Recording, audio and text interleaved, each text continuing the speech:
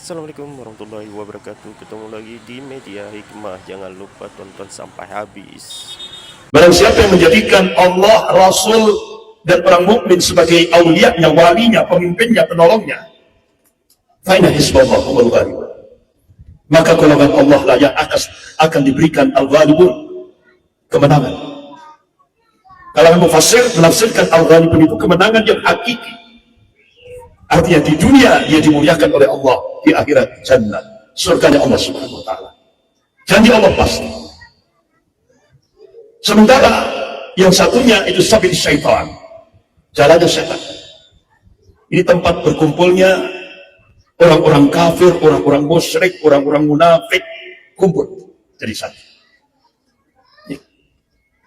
Mereka berikan walaknya, loyalitasnya hanya kepada syaitan dan tauhid. Dan Allah sudah memberikan janji kepada kelompok-kelompok sabil syaitan ini, orang-orang kafir, orang-orang musyrik, orang-orang munafik, Allah akan berikan al-khasirun, kerugian baik di dunia maupun di akhirat. Dan ini sunnah Allah, hukum objektif sendiri dalam hidup yang diberikan oleh Allah pada setiap hamba-hambanya. Dua jalan ini akan terus bertarung. Dua kelompok ini akan terus bertarung. Oleh karena itu, sebagaimana Allah tegaskan as-sira' bainal haq wal batil. Ini pertarungan antara al-haq dan batil itu senantiasa ada ila yaumil qiyamah. Pertarungan antara sabilillah dan sabil syaitan itu terus berlangsung ila yaumil qiyamah, sampai hari kiamat. Dan Allah sudah memberikan jaminan, wa kana haqqan 'alaina nasrul mu'minin. Kewajiban kami memenangkan golongan mukmin. Itu pasti, tidak bisa tidak. Sebagaimana Allah tegaskan dalam surah Al-Bayyinah, a'udzubillahi minasyaitonir rajim, innal ladzina kafaru min ahlil kitab wal musyrikina fi nari jahannam khalidina fiha ulaika hum syarrul bariyah. Allah tegaskan itu. Masyaallah muslimin rahimahullah. Oleh karena itu kita harus tetap istiqamah. Karena Allah sudah memberikan arahan yang jelas kepada hambanya yang amanu wa taqwa. Jalan yang lurus cuma satu, yaitu ad-dinul Islam. Selain Islam batil dan sesat. Penegasan ini harga mati. Sekali lagi, penegasan ini harga mati. Tidak boleh dianggap remeh oleh kaum muslimin dan muslimat. Tidak boleh dianggap remeh. Kalau kita menganggap ini remeh, itu bisa mengeluarkan kita dari koridor ad-dinul Islam. Bapak, ibu-ibu, para santriwati yang dimuliakan Allah. Tentunya, ketika kita berada di jalan Allah yang lurus, Allah Subhanahu wa taala memberikan tanbih dalam surah Al-Ankabut ayat 2-3. A'udzubillahi minasyaitonir rajim. Ahasiban nas ayyutraku an yaqulu amanna wa hum la yuftanun. Wa laqad fatanna alladziina min qablihim. Wa inna minallahi alladziina sadaqu wa innamal kadhibin. Apakah manusia mengira mereka dibiarkan begitu saja? Hanya cukup mengatakan, ya Allah, saya telah beriman. Apa cukup? Kata Allah, belum cukup. Hingga Allah turunkan al-mihnah, ujian, cobaan, tantangan, tribulasi kehidupan. Apa hikmahnya? Allah berikan al-mihnah, ujian, cobaan, tantangan, tribulasi kehidupan ini. Hikmahnya Allah ingin tahu siapa yang istiqomah. Dan Allah juga ingin tahu siapa yang dusta akan keimanan itu. Oleh karena itu Rasulullah SAW mengabarkan, ada 5 ujian yang dipersiapkan oleh Allah untuk menguji iman kita masing-masing.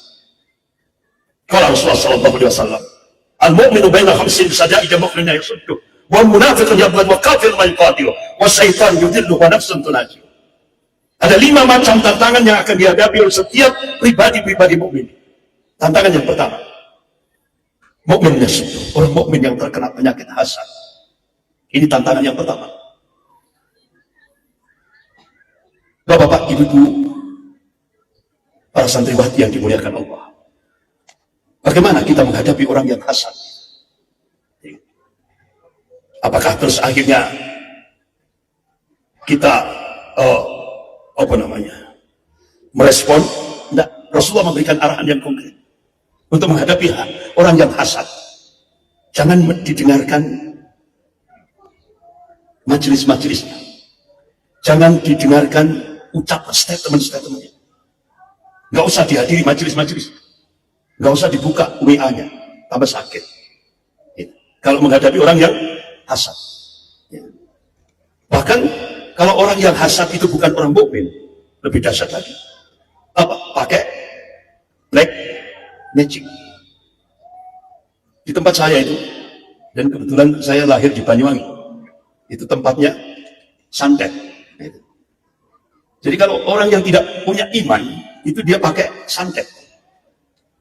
Jadi tahun 80-an itu, saya masih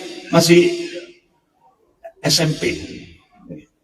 Itu melihat yang namanya bola api itu. Kalau malam itu sudah war. Kalau bola api itu sudah sampai ke satu rumah gitu ya. Besoknya sudah hamil. Hamil itu isinya bukan janin, bukan. Apa? Barang-barang tajam, jarum, barang-barang tajam. Itu kalau dibawa ke dokter, dokternya angkat tangan. Itu di luar medis, angkat tangan. Dan itu bisa mati. Gitu. Ya. Oleh karena itu Rasulullah SAW memberikan uswah untuk menghindari sihir, black magic itu. Lakukan ruqyah syar'iyyah, ruqyah syar'iyyah. Ya. Seperti itu. Kemudian tantangan yang kedua yang akan kita hadapi al-munafiqun yabatu, orang munafik yang senantiasa membenci. Jadi orang munafik itu pekerjaannya benci. Gitu. Apalagi zaman Rasulullah, tokohnya Abdullah bin Ubay bin Salul. Jadi, saya tanya, kalau orang mukmin sholat, orang munafik sholat. Sholat. Jadi kalau orang mukmin sholat, orang munafik sholat. Bahkan sopnya sop pertama. Kalau orang mukmin puasa, orang munafik puasa. Kalau orang mukmin haji dan umroh, orang munafik haji dan umroh. Bahkan berkali-kali. Kalau orang mukmin membangun masjid, orang munafik bangun masjid. Pada masa Rasulullah, sampai Rasulullah perintahkan hancurkan masjid Dirar. Itu dibangun oleh orang munafik, tujuannya untuk memecah belah umat Islam. Jadi seperti itu. Makanya Allah bongkar. Yang jadi pertanyaan kita, apa kalau ukur barometer yang membedakan antara mukmin dan munafik? Ternyata bukan sholat, puasa, zakat, haji, umroh, bukan. Bangun masjid, bukan. Allah bongkar dalam surah At-Taubah tanpa diawali dengan basmalah. Langsung. Ini pernyataan langsung dari Allah dan Rasulnya. Bara'at minallahi wa rasulih. Putus hubungan terhadap orang-orang kafir, orang munafik, orang musyrik dan orang-orang munafik. Sampai Rasulullah itu diperintah oleh Rasulullah. Ya, diperintah oleh Allah Subhanahu wa taala. Ya. Jahidul kuffar. Jahidul kuffar. Ya. Wal munafikin. Ya. Jadi Allah perintahkan untuk berjihad melawan orang-orang kafir dan orang-orang musyrik, orang-orang munafik. Itu perintah dari Allah Subhanahu wa taala. Kita disuruh berjihad untuk menghadapi itu. Bahkan Rasulullah mengingatkan, kalau Rasulullah SAW, jahidul kuffar, ya kan, wal munafikin bi amwalikum wa anfusikum wa alsinatikum. Kita diperintah oleh Rasulullah untuk berjihad melawan orang-orang kafir, orang-orang musyrik, orang-orang munafik dengan harta-harta kita, jiwa-jiwa kita dan lesan-lesan kita.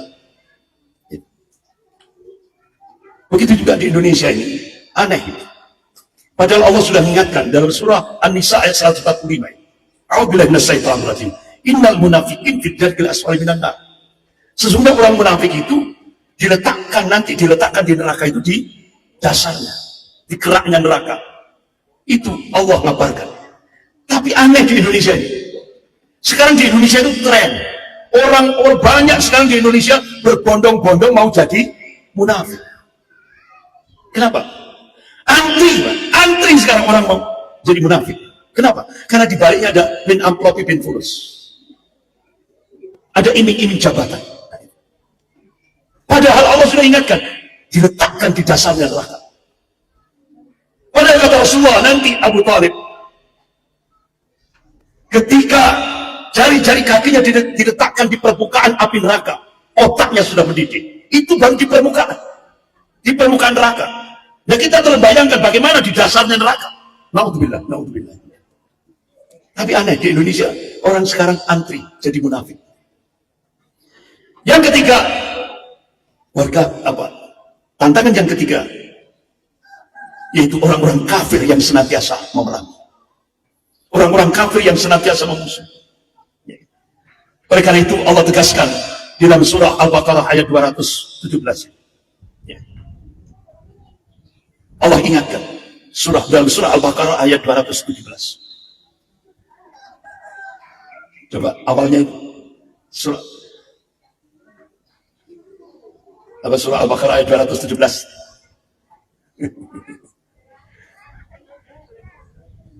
Apa?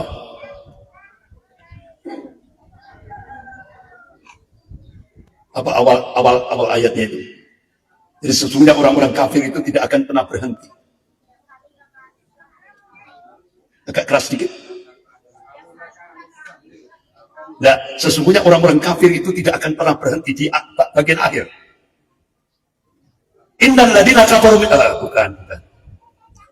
Sehingga orang kafir itu tidak akan pernah berhenti memerangi umat Islam itu. Hatta yaruddukum an dinikum in istata'u. Ya.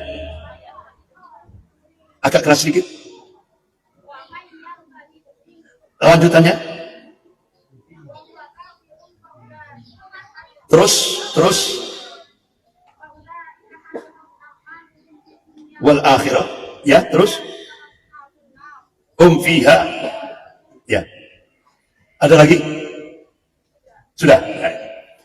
Jadi orang-orang kafir itu tidak akan pernah berhenti memerangi umat Islam ini. Hatta yaruddukum an dinikum in istata'u. Sampai umat Islam itu murtad dari agamanya seandainya mereka sanggup. Jadi Allah menegaskan orang-orang kafir itu senantiasa memerangi umat Islam.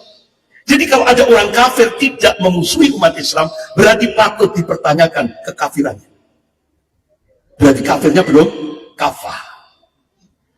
Jadi Allah itu sudah men-setting orang kafir itu pasti memusuhi umat Islam, pasti memerangi umat Islam. Itu pasti. Jadi kalau ada orang kafir tidak memusuhi umat Islam, berarti kafirnya belum kafah, belum sempurna. Berarti kafirnya masih separuh-separuh. Nah, itu. Kemudian tantangan yang keempat yang disiapkan oleh Allah, kata Rasulullah, wasyaitan yudhillu, syaitan yang senantiasa menyesatkan. Tantangan yang kelima, wa nafsun tunazi'u, nafsu yang senantiasa melawan. Ini 5 macam tantangan ini disiapkan oleh Allah untuk menguji iman kita masing-masing. Terlebih kita sekarang ini hidup di akhir zaman. Kita ini hidup di akhir zaman. Umat Rasulullah akhir zaman. Sampai Rasulullah di hadapan para sahabatnya, sampai beliau meneteskan air mata di hadapan para sahabatnya. Ya ikhwani, ya ikhwani, ya ikhwani. Wahai saudaraku, wahai saudaraku. Sahabat tanya, sahabat merespon, ya Rasulullah, apakah yang kau maksudkan ya ikhwani itu kami? Tidak, antum ashab, kamu sahabat. Tapi yang ku maksud ya ikhwani itu adalah umatku, umat akhir zaman. Masya Allah. Jadi kita ini umat Rasulullah yang dirindukan oleh Rasulullah 1447 tahun yang lalu. Rasulullah sudah merindukan umat akhir zaman. Kita ini sudah dirindukan oleh Rasulullah 1447 tahun yang lalu. Sampai Rasulullah meneteskan air mata di depan para sahabatnya. Oleh karena itu Rasulullah memberikan kabar kepada umatnya. Kalau Rasulullah memberikan kabar, apa sikap kita? Tasdiquhu fima akhbar. Kita harus membenarkan apa yang dikabarkan oleh Rasulullah SAW. Kenapa? Apalagi Allah sudah menegaskan dalam surah An-Najm ayat 3-4. A'udzubillahi minasyaitonir rajim. Wa may yantiqu 'anil hawa in huwa illa wahyun yuha. Apa yang disampaikan oleh Rasulullah itu bukan ahwa, bukan hawa nafsu. Apa yang disampaikan oleh Rasulullah itu wahyu yang diwahyukan oleh Allah kepada Rasulnya. Pasti terjadi, tidak bisa tidak. Makanya sekali lagi, kalau kita mendapatkan kabar dari Rasulullah, kita harus bersikap tasdiquhu fima akhbar. Kita harus membenarkan apa yang dikabarkan oleh Rasulullah SAW. Itu pasti terjadi. Dalam hadis riwayat Imam Ahmad dari Hudzaifah bin Yaman radhiyallahu anhu, Rasulullah bersabda, qala Rasulullah sallallahu alaihi wasallam, takun nubuwah fikum masyaallah an takuna tsumma yaqulu idza sayata. Akan datang kepada kalian masa nubuwah, kenabian. Kalau kita buka kitab-kitab sirah nabawiyah, masa kenabian itu periode Makkiyah 13 tahun. Periode Madaniyah 10 tahun.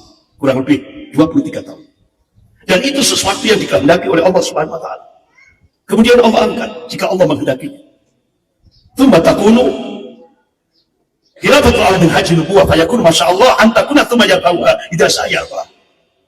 Kemudian Allah munculkan periodisasi sejarah yang kedua, yaitu masa Khulafa Rasyidin. Itu ditulis oleh Al-Imam Ibnu Katsir rahimahullah dalam kitabnya Al-Bidayah wa Nihayah. Mulai pada masa Khalifah Abu Bakar As-Siddiq radhiyallahu anhu. Kemudian dilanjutkan Khalifah Umar bin Khattab radhiyallahu anhu. Dilanjutkan Khalifah Utsman bin Affan radhiyallahu anhu. Dilanjutkan Khalifah Ali bin Abi Thalib radhiyallahu anhu. Kurang lebih sekitar 30 tahun. Dan itu sesuatu yang dikehendaki oleh Allah Subhanahu wa taala. Kemudian Allah angkat. Tsumma takunu bulkan adan fayakunu masyaallah an takuna tsumma yaqauha idza sayarfa. Kemudian Allah munculkan periodisasi sejarah yang ketiga. Mulkan Adhan, raja-raja yang menggigit. Syekh Profesor Dr. Ali Muhammad As-Salabi menulis mulai dari Daulah Muawiyah, dilanjutkan Daulah Abbasiyah, puncak peradaban Islam ada di Baghdad, Irak. Kemudian dilanjutkan Daulah Utsmaniyah, puncak peradaban Islam ada di Istanbul, Turki. Ini berlangsung hampir 1300 tahun. Jadi Rasulullah ngasih kabar, golongan mukmin ini pernah mengendalikan dunia ini sepanjang 1342 tahun. Kalau hitungan Hijriah, 1342 tahun. Panjang sekali. Mulai masa nubuah, mulai kemudian kekhalifahan, kemudian sampai Daulah Utsmaniyah, 1342 tahun. Jadi golongan mukmin ini benar-benar mengaplikasikan sistem tauhid. Otomatis Allah turunkan berkah. Allah turunkan berkah. Berkah bagi kaum golongan mukmin. Akan tetapi Allah ingatkan dalam surah Al-Imran ayat 140. A'udzubillahi minasyaitonir rajim. Wa tilkal ayyam nudawiluha bainan nas wa ya'lamallahu alladziina aamanu wa yattakhidha minkum syuhada. Wallahu la yuhibbul zalimin. Dan masa kejayaan dan kehancuran, masa kemenangan dan kekalahan, Allah pergilirkan di tengah-tengah manusia, supaya dari situ bisa diambil ibrah pelajaran. Wa ya'lamallahu alladziina amanu, dan Allah ini menunjukkan bukti kebenaran kepada hamba-hambanya yang aman, yang muwahhid. Wa yattakhidha minkum syuhada, dan Allah ingin menjadikan sebagian mukmin mati syahid. Wallahu la yuhibbul zalimin, dan Allah tidak menyukai orang-orang yang zalim. Sebagian mufassir menafsirkan wallahu la yuhibbul zalimin, itu maknanya Allah tidak suka, Allah tidak mencintai orang mukmin yang tidak mau berjihad di jalan Allah. Allah tidak suka orang mukmin yang tidak mau berjihad di jalan Allah. Makanya dari surah Al-Imran ayat 140 ini Allah munculkan sunnatul tadawur, pergantian kepemimpinan dunia. Setelah golongan mukmin memimpin dunia sepanjang 1342 tahun hitungan Hijriah, Allah ganti kepemimpinan dunia sejak 1343 Hijriah sampai hari ini 1448 Hijriah. Allah ganti kepemimpinan dunia dari golongan mukmin kepada golongan kafir. Benar enggak? Benar enggak? Sing jawab ngomong telu. Ibunya satu, bapaknya dua. Benar enggak? Benar. 105 tahun dunia Islam di bawah kendali golongan kafir. Dan umat Islam dipaksa untuk pakai sistem kafir. Ini fakta empiris nyata. Bahkan dan umat Islam dipaksa untuk berbuat syirik. Inilah yang terjadi. 105 tahun umat Islam dipaksa untuk mengikuti sistem mereka, orang-orang kafir. 105 tahun sampai hari ini 1448 Hijriah. Bahkan orang kafir memaksa umat Islam, seluruh dunia Islam memakai sistem Dajjal. Dajjal yang asli belum muncul, tapi sistem Dajjal sudah dipakai, dipaksakan pada seluruh umat Islam, seluruh dunia. Ini yang terjadi. Inilah yang dikabarkan oleh Rasulullah. Thumma takunu mulkan jabriyah. Fayakunu masyaallah antakuna thumma yatawa idha sa'yafa. Allah munculkan periodisasi sejarah yang keempat, mulkan jabriyah. Seluruh dunia, kata Rasulullah, dipenuhi dengan penguasa-penguasa diktator yang memaksakan kehendak bagi rakyatnya, yang menyengsarakan rakyatnya. Seluruh dunia dipenuhi dengan penguasa-penguasa diktator. Ini masa di mana kita hidup sekarang ini. Ini mulkan jabriyah. Bahkan Rasulullah mengabarkan ini masa-masa yang cukup berat yang dialami oleh umat Rasulullah SAW. Skopnya tidak hanya Indonesia, seluruh dunia. Skopnya global. Ini yang masa-masa yang cukup berat. Bahkan Rasulullah mengabarkan, kalau Rasulullah SAW, saya di ala nas sanawatul qada'at, akan datang kepada kalian masa-masa, tahun-tahun yang penuh tipu daya, tahun-tahun yang penuh penipuan.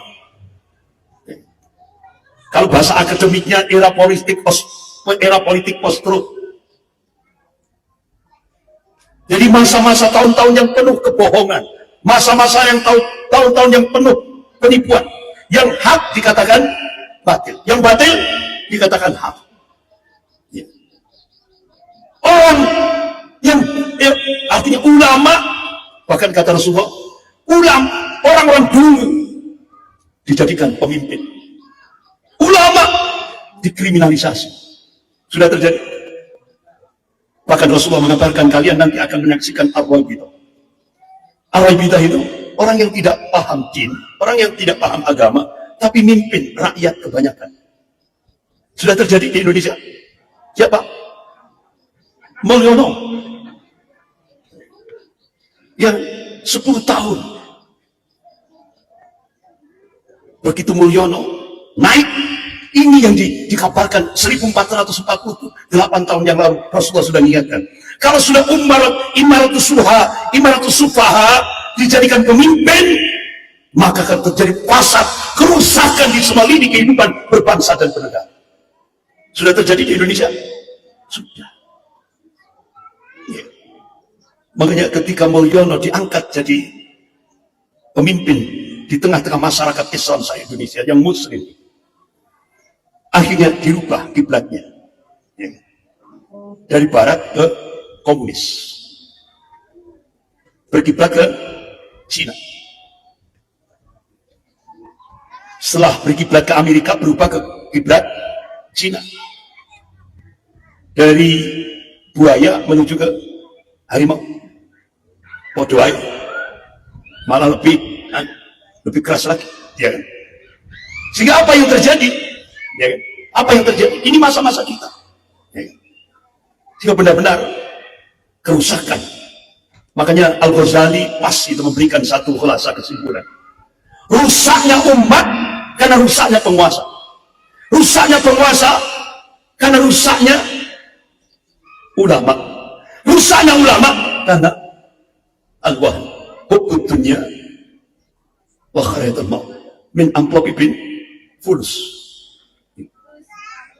Ini kesimpulan yang pas. Abu Hamid Al-Ghazali memberikan kesimpulan. Rusaknya umat karena penguasa, rusaknya penguasa. Rusaknya penguasa karena rusaknya ulama. Rusaknya ulama karena hukum dunia wa kharayatul maut. Itu sudah terjadi di Indonesia. Itu sudah terjadi di Indonesia. Makanya ketika Indonesia oleh Mulyono dari Amerika dirubah ke Cina, 10 tahun umat Islam se-Indonesia ini dijauhkan dari ad-dinul haq. 10 tahun. Kecuali pondok pesantren, ya kan? Menjadikan Pak Nadiem Makarim orangnya orang Arab, Ustaz. Nadiem Makarim, orang Arab, ya kan? Pengusaha Gojek lagi, ya kan? Yang punya Gojek. Gitu. Sehingga banyak umat Islam se-Indonesia ini terhipnotis. Ternyata Nadiem Makarim orang Arab itu, agamanya Katolik. Baru tahu? Baru tahu? Jadi Nadiem Makarim itu orang Arab, tapi agamanya Katolik. Makanya ketika Paus Fransiskus 16 datang ke Indonesia, dia serahkan anaknya untuk dibaptis. Anak yang masih kecil untuk dibaptis. Sehingga orang bangsa baru tahu, ternyata yang pemilik Gojek itu adalah orang Katolik. Dijadikan oleh Mulyono jadi Menteri Pendidikan dan Kebudayaan. Sehingga apa yang terjadi? Akhirnya Menteri Pendidikan dan Kebudayaan Pak Nadiem Makarim langsung memunculkan roadmap pendidikan nasional 2020-2035. 15 tahun ke depan. Tidak ada lagi agama. Agama dihapus. Baru tahu? Baru tahu? Loh, kok telat? Itu yang terjadi. Makanya Bapak-bapak, Ibu-ibu yang dimuliakan Allah, pendidikan di Indonesia, ya Allah, sampai akhirnya anak-anak SMA Indonesia sudah tidak lagi diterima di perguruan-perguruan tinggi, di elit, di luar negeri. Kenapa? Hancur pendidikan kita. Karena itu memang proyeknya Mulyono. Jadi anak-anak kita diarahkan pada materialisme. Tidak lagi didekatkan dengan din agama. Itulah yang terjadi. Berbeda dengan pesantren. Pesantren masih bertahan. Ya. Jadi Bapak Ibu yang dimuliakan Allah, para santriwati, bentengnya umat Islam itu sekarang tinggal 3. Masjid, pesantren, Usratul Islamiyah, keluarga muslim. Ini bentengnya umat Islam. Ya. Ini bentengnya umat Islam sekarang tinggal 3. Ya. Pesantren, masjid, dan keluarga-keluarga muslim. Makanya di luar sana, pemerintah selama 10 tahun yang dipimpin oleh Mulyono menggerakkan sebuah ideologi, namanya ideologi sekulerisme. Dipisahkan agama dalam kehidupan. Kenapa? Begitu Mulyono tanda tangan di depan Presiden Xi Jinping, Cina ketika memberikan investasi untuk Indonesia, tahap pertama 647 triliun, itu tidak ada istilah freelance, makan siang gratis, ada take and give. Cina memberikan bantuan, ada 2 syarat. Syarat yang pertama, Indonesia harus menjadikan masyarakat Indonesia menjadi sebuah masyarakat sekuler. Ideologi sekuler harus disebarkan di seluruh Indonesia dalam 10 tahun. Sehingga akhirnya, dan syarat yang kedua, 10 juta rakyat Cina daratan wajib masuk ke Indonesia. Sudah masuk? Sudah. 10 juta. Dan mereka itu rata-rata tentara merah. Bapak-bapak, ibu-ibu, para santriwati yang dimuliakan Allah. Akhirnya apa yang terjadi selama 10 tahun? Coba kita lihat mulai dari pendidikannya tadi. Pendidikan di Indonesia selama 10 tahun kemarin diarahkan pada pendidikan sekuler. Dijauhkan dari din agama. Sehingga akhirnya apa yang terjadi? Kehidupan hedonis, masa bodoh terhadap syariat, itu dikembangkan di Indonesia. Itulah yang terjadi. Sehingga akhirnya yang muncul output dari lembaga pendidikan nasional, outputnya apa? Yang muncul generasi tawuran. Itu muncul di kota-kota besar. Karena dijauhkan dari din agama. Sehingga sampai-sampai Ikatan Dokter Indonesia, IDI, mengeluarkan hasil riset. Di Indonesia per tahun, ya, angka aborsi, pengguguran kandungan, itu sudah 3 juta. Itu data resmi. Belum yang pakai dukun bayi. Ini.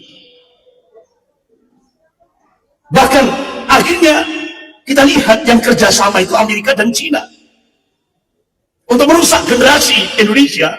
Amerika dropping situs porno, sehingga situs porno itu 888 situs porno masuk ke setan gepeng. Setan gepeng. Apa setan gepeng? HP tanpa sensor. Sehingga akhirnya apa yang terjadi di Indonesia sekarang sudah terjadi, anak SD memperkosa anak TK. Astagfirullah. Anak SMP melahirkan di sekolahan. Anak SMA melahirkan di sekolah. Mahasiswi buang janin dengan kresek di tong sampah. Na'udzubillah. Ini 10 tahun pendidikan nasional dijauhkan dari din agama. Kalau di pesantren masih selamat. Kalau di lembaga pendidikan umum, lembaga pendidikan umum, ngeri. Itu yang terjadi. Bapak-bapak, ibu-ibu, para santriwati yang dimuliakan Allah. Bahkan dalam aspek budaya, ya, kita benar-benar miris. Ya. Coba kita lihat. Selama 10 tahun Mulyono mendidik anak-anak kecil, anak-anak kecil disibukkan dengan game online. Anak-anak yang masih remaja disibukkan dengan game online. Orang dewasanya disibukkan dengan judi online. Orang tuanya disibukkan dengan pinjaman online. Selama 10 tahun dirusak budaya ini. Selama 10 tahun. Benar-benar kerusakan ini luar biasa. Jadi di tengah-tengah masyarakat yang dirusak ini, Mulyono mengumpulkan min amplopipin fulus. Di tengah-tengah kerusakan masyarakat yang sangat parah. Seluruh Indonesia. Ngeri, Pak. Di Indonesia, makanya seringkali di masjid-masjid besar, itu saya minta izin kepada takmirnya. Pak takmir, saya mohon maaf, saya pakai bahasa kasar. Soalnya nggak di kasar itu wangel tuturan. Wangel. Contoh, ya saya langsung minta izin dulu ke takmirnya. Seanjing-anjingnya anjing jantan, itu pasti yang dicari anjing betina. Ini enggak, ini manusia punya akal, punya hati nurani. Terong yang dicari, terong. Astagfirullah. Berarti lebih rendah dari anjing. Itu. Nah ternyata sekarang Indonesia jebol 10 tahun dijauhkan dari din, dari agama. Dirusak oleh Mulyono. Budaya kita dirusak. Pendidikan kita, sosial kita, politik kita, ekonomi kita, semua kehidupan berbangsa dan bernegara dirusak oleh Mulyono. Sampai akhirnya seorang dosen kepolisian, Pak Dr. Mulyono, itu sampai memberikan bahasa yang statement yang notok. Apa? Indonesia ini dapat kiriman orang dari neraka. Indonesia dapat kiriman orang dari neraka. Siapa? Mulyono. Ini dajjal kecil, merusak negara. Ini tiba-tiba sekarang apa yang terjadi? Pengumuman presiden yang paling kaya saat dunia. Siapa? Termasuk Mulyono. Duitnya akeh. Bayangkan setiap hari Sabtu menteri harus setoran. Semua kasus-kasus itu semuanya setorannya ke Mulyono. Bahkan Tom Lembong dipaksa untuk impor gula. Hasil daripada impor gula itu dipaksa oleh Mulyono harus masuk ke rekeningnya Kaisang. Bahkan pejabat-pejabat gubernur, bupati semuanya harus setoran. Itulah. Sehingga sekarang bapak-bapak ibu yang dimuliakan Allah, sehingga akhirnya Mulyono sudah sekarang start, sudah siap dengan paket 3 juta. Itu paling rendah. Paling tinggi 50 miliar. Itu sekarang bergerak di Jawa Timur. Terutama dimotori oleh PSI. Jadi PSI ini nanti Target 2029 akan merangkul umat Islam. Siapa yang masuk PSI dapat emas antam. Kira-kira tertarik nggak? Yang di sini tertarik nggak? 50 miliar di sampingnya geleyot, gak terima tertarik, geleyot. Astagfirullah. Ini di Jawa Timur sudah terjadi. Kebetulan dia punya pesantren besar, terkenal, ya kan? Sudah dia pilih paket 50 miliar, sudah diserahkan. Karena masanya banyak, santrinya banyak. Tapi insya Allah Al-Firdaus no. Benar tak? Benar tak? No. Riswah, sokoan. Jadi hati-hati lamongan ini, Pak. PSI akan bergerak dengan paket 3 juta minim, paling tinggi 50 miliar sampai nanti 2029. Hati-hati. Bahkan kemarin Mulyono ditolak, di Lampung ditolak, di Sumatera ditolak, di Sulawesi ditolak, dan sekarang sudah sepertinya Mulyono mau membatalkan safarinya. Kan rencana mau turba ke kecamatan-kecamatan.